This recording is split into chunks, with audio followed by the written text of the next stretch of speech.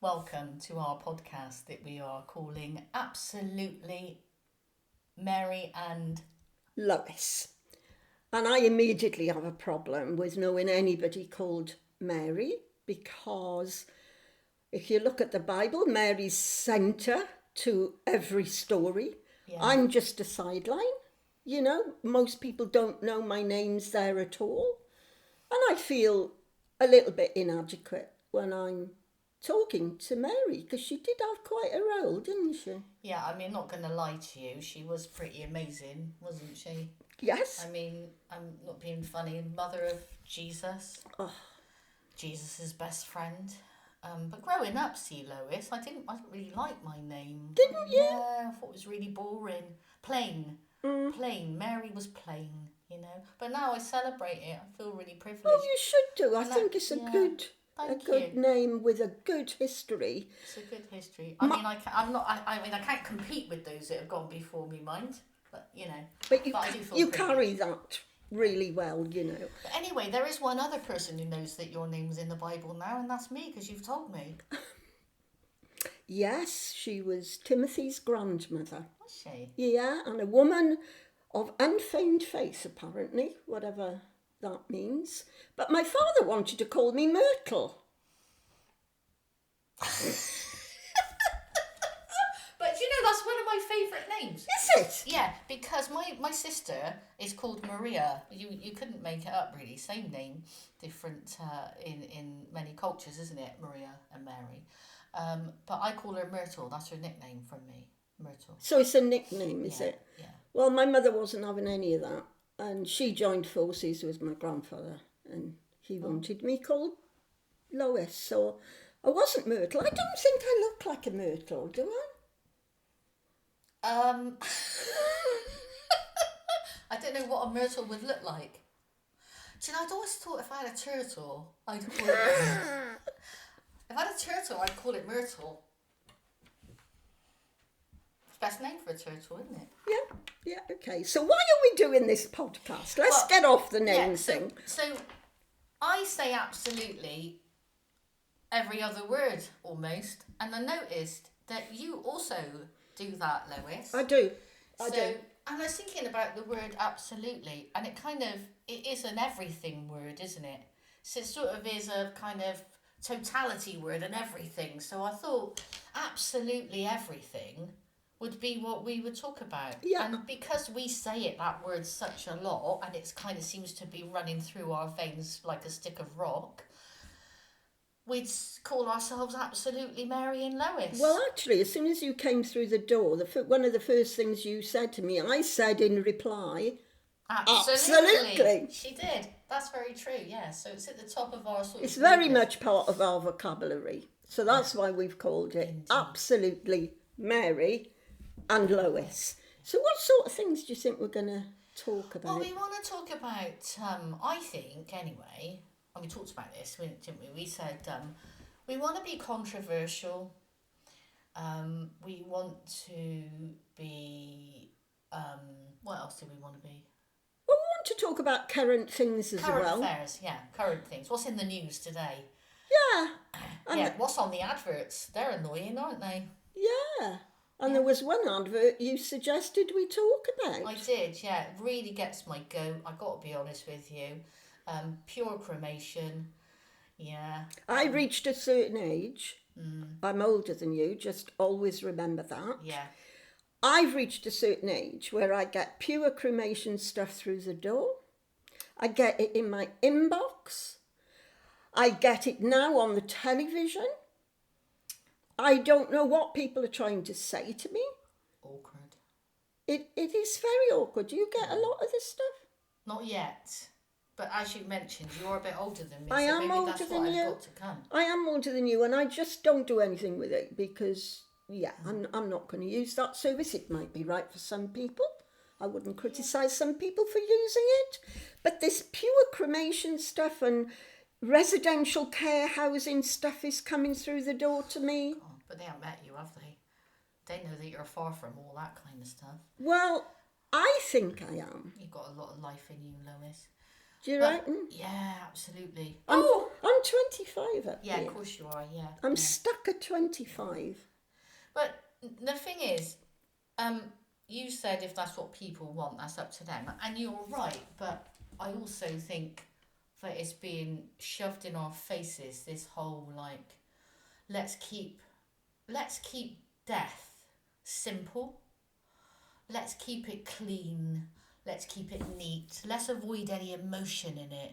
You know, let's just get rid of the deceased. You know, that's how it's. That's what it comes across to me like, and I just think I've always felt that when we die, which we're all gonna do, that we need our lives need to be celebrated. Yeah, We are people, yeah, and I think that, and we're the superior race. Some might yeah, disagree with that, yeah, but we are, and I think that it's right for there to be some sort of gathering or and acknowledgement of someone's life, a life that they've lived.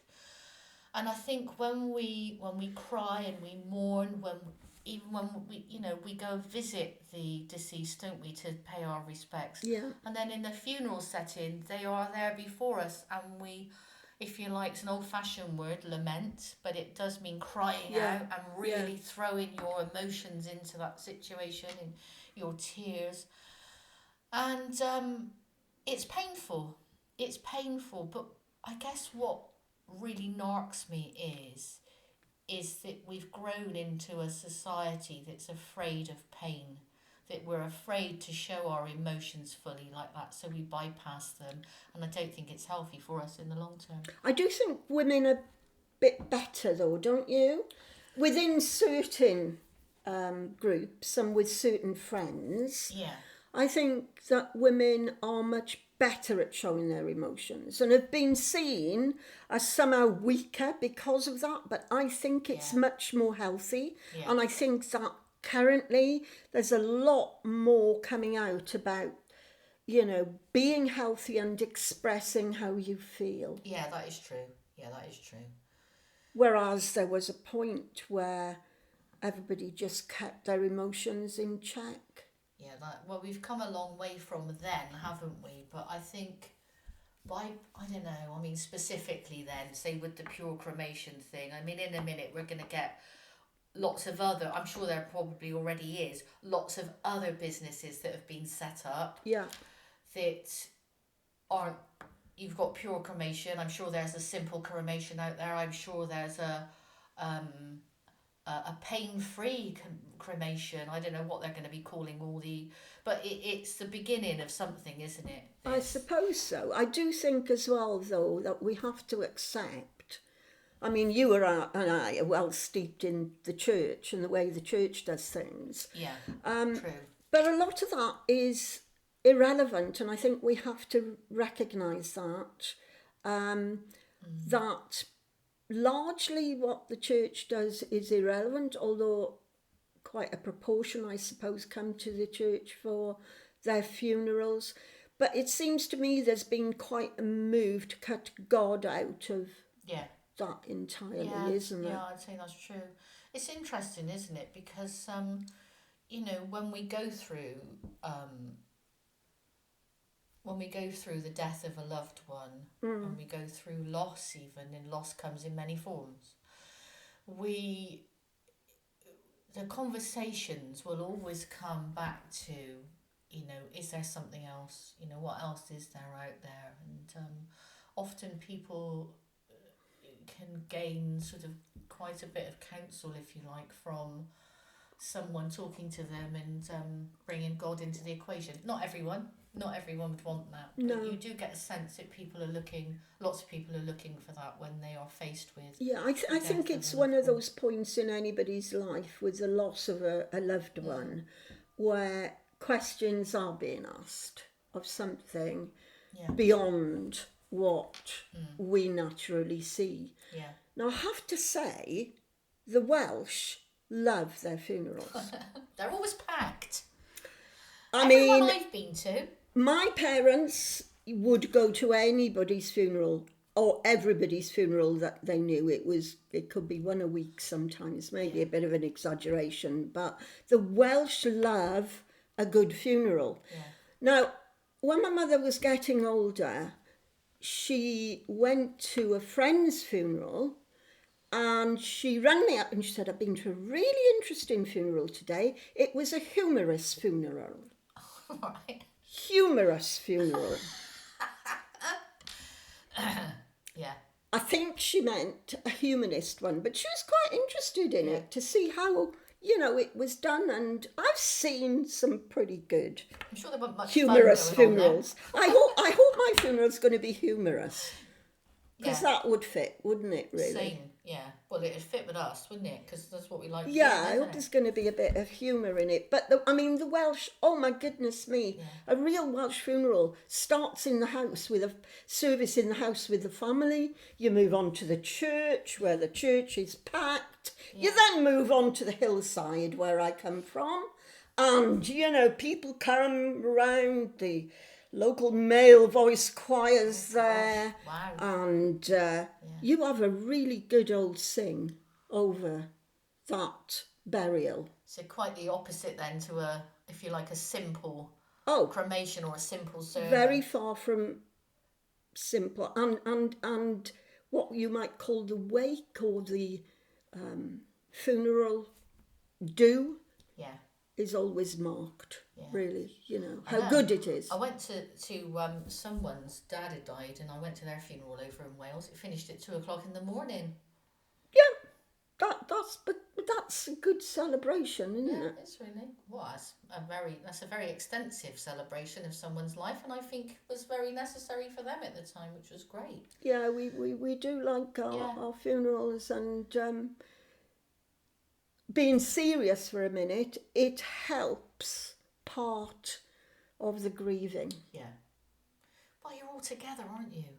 Yeah. You're all together, and you're remembering that person, and you're crying tears together, and there's a bit of laughter thrown in often because you have some memories of so and so doing something, and and it's there's lovely memories and there's funny memories in all of our lives, and we're reminded of that. Yeah. And it's so we're laughing and we're crying, and we're sad and we're happy, all in the mix of losing someone, and I think it's really healthy. Absolutely. Yeah, absolutely it is.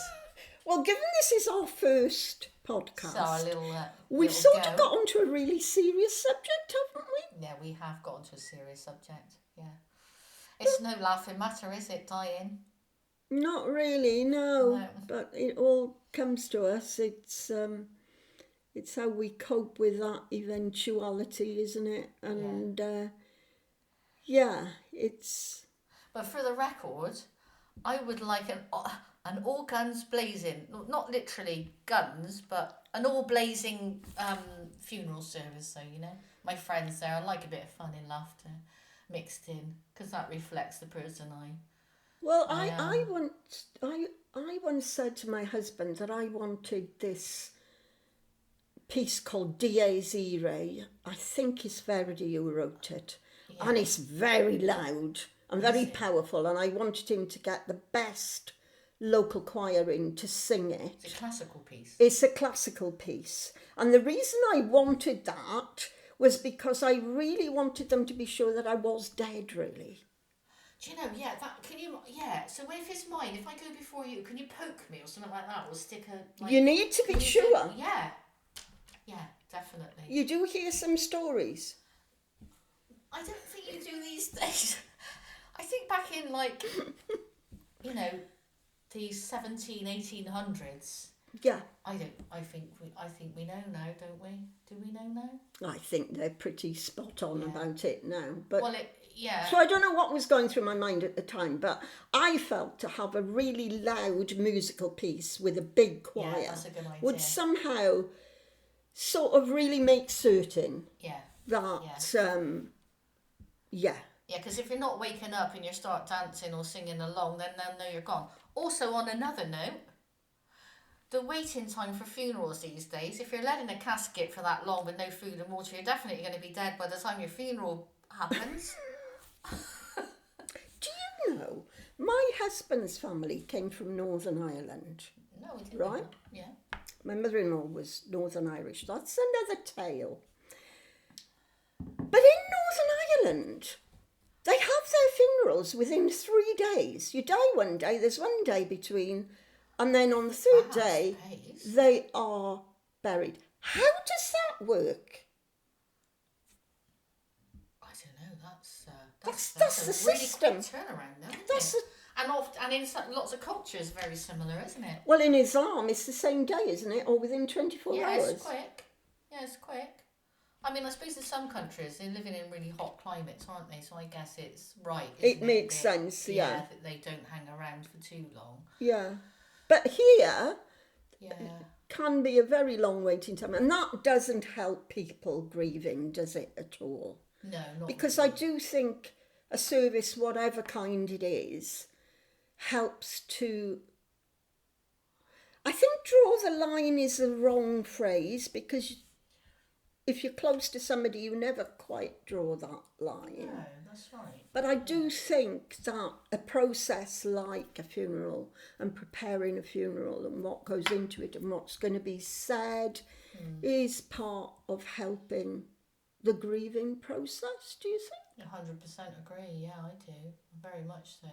And I mean, 10 years or so ago, you would wait for a funeral, would take on average 10 days. But now it's like 2 or 3 weeks. So I think that's a waiting time. The waiting time for people who are sort of held in suspense for that to happen seems excessive to me. Yeah. But I don't know why. Is it because the population is growing rapidly and there's so many of us? Could be. It's a lot of us, and then there's a lot of us dying because someone's dying all the time, as someone's being born all the time. And We're an elderly... yeah. I don't know, there's more older people, isn't there? Yeah. Than there are young people these days. You don't think there's more older people and then they're all dying at the same time, do you? That's why there's a backlog. Sometimes I think they come in batches, don't you? Yeah, it does come in batches, I know. Have you ever had that experience where, Yeah. Somebody has unfortunately died and then there's another person, another person, so it sort of comes together. Well, I think next time we talk, maybe we should go for a bit more. Choose a cheery subject. Choose a cheery subject. But what we don't want to do is miss out or sort of bypass the important topics of life as well, which this is, isn't it? It is an important topic, yeah, and it's part of life, isn't it? Yeah. Does the Bible say in the midst of life is death? Or somebody has said that. It might be Shakespeare, actually. Somebody famous. Does sound like a Shakespeare? Shakespeare. Yeah, Shakespeare quote. That's a Shakespeare quote. Yeah, it comes to us. If anybody knows, let us know. Yeah, and it should be part of what we talk about anyway. So we've gone with that subject for this one. Absolutely. Thank you very much for listening to us, and hope to see you again soon. Bye.